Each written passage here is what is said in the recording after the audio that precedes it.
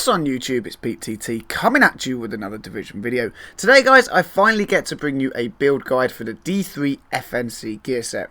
And for the very first time ever on this channel, later this week I will also be bringing you a PvP build guide using this gear set. So, lots to look forward to. Let's jump straight into it. So the PvE build goes very similar to every other build guide I have brought your way so far.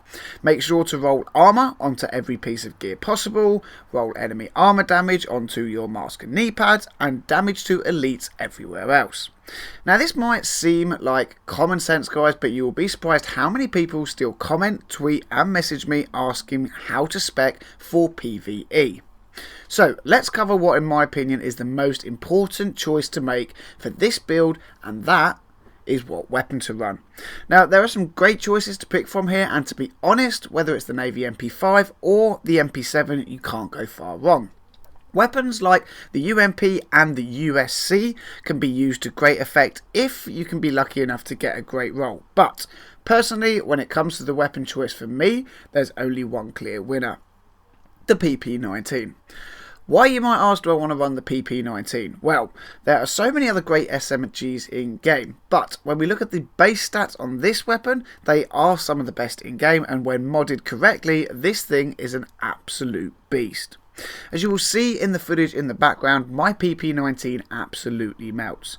It is sitting on 17k damage, with a 738 RPM and 111 in the mag. Combined with how stable and accurate this weapon is, it makes a great choice for PvE and use with the FNC build. So the next biggest decision is what talents to roll onto your weapon choice.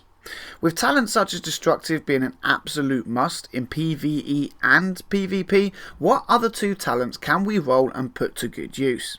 Now from a total PvE option, if you can roll Ferocious into the third slot, then great, right? The 10% damage increase to elite and named enemies is always a welcome addition to any PvE setup. But let's look at a few other options, right?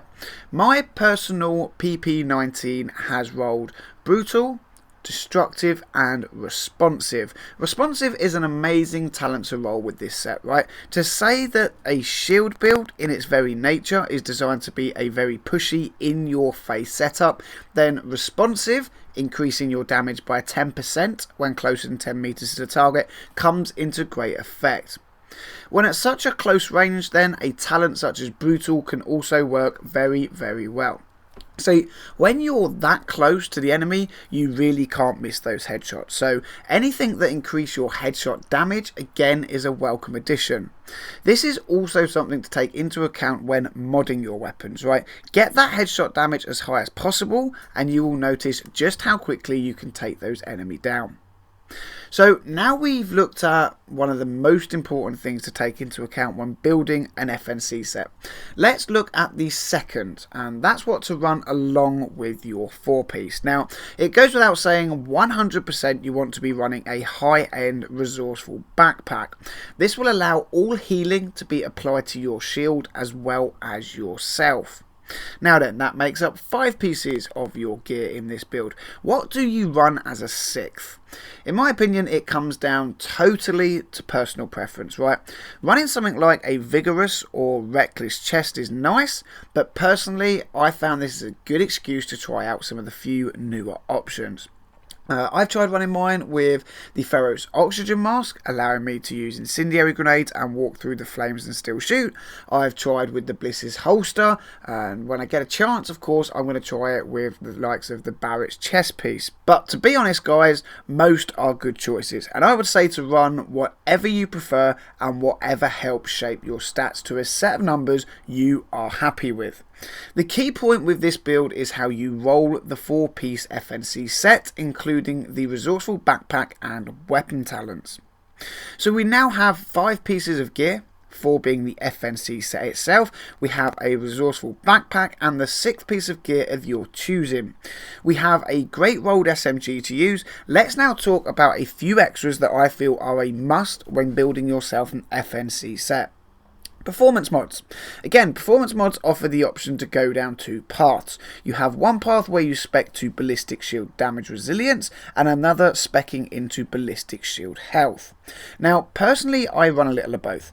I've got 3 mods spec to damage resilience, giving me a 14% increase, and I run a 7% shield health mod too. Overall then, my shield stats sit at 492,447 health, and I've increased the base damage resilience from 10% to 24%.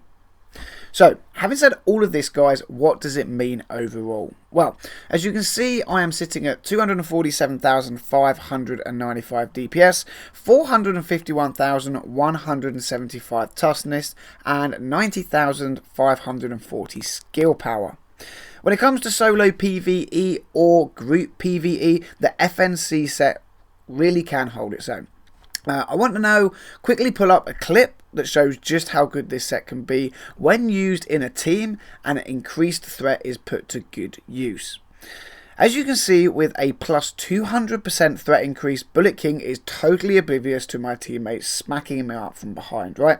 And this can be used to great effect when dealing with, say, heavy armoured NPCs, or even when a team revive is needed in open ground. Whatever way you want to look at it, guys, this set is just absolutely amazing, and I hope you all go and test it out for yourselves. And that, guys, is going to wrap up another build video.